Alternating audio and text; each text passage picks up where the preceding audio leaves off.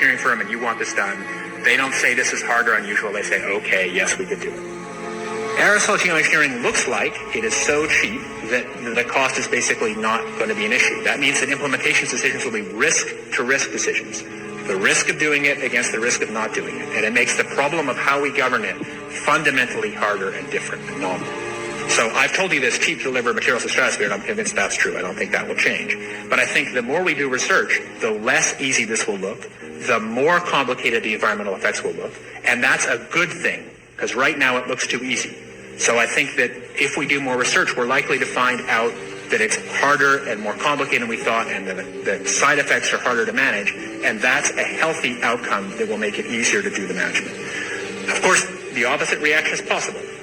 It's an empirical question, how people will actually react to knowledge about this. Another reaction is to say, if these crazy scientists are so concerned about putting CO2 in the atmosphere, they want to think about these things, then that might actually mean we should be more serious about the risks of CO2 in the atmosphere. And by the way, it's not really a moral hazard. It's more like free riding on our grandkids. And by the way, it's not really a moral hazard. It's more like free riding on our grandkids.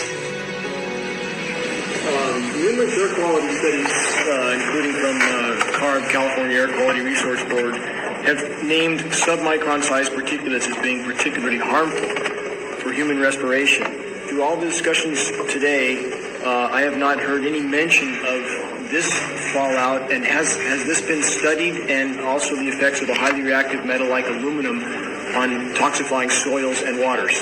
The question is, what would be the effects of these materials on human health if they came down into the stratosphere, in particular small particles and aluminum? So the collaborators of mine working on the aerosol scheme are actually folks from Carnegie Mellon who focused on human health impacts. And while we haven't published it, that was the very first thing we did, was do the order of magnitude calculation in several pencil and paper, but with an expert on human health impacts about whether there could be an issue. And for aluminum or other particles, there are a lot of toxicological things that need to get looked at seriously. But if you're just thinking about the sheer number of particles and the human health impact of small particles, the answer is, well, we haven't published it. That was the first thing we looked at, with some of the leading experts who do epidemiological research on human health impacts, and it's not even close to being an issue. Clarify, so 10 megatons of aluminum dumped into the atmosphere will have no human health impact. So let me be more careful here. To separate out the toxicological, so the alumina we've only begun to research and published nothing. The alumina we've only begun to research and published nothing.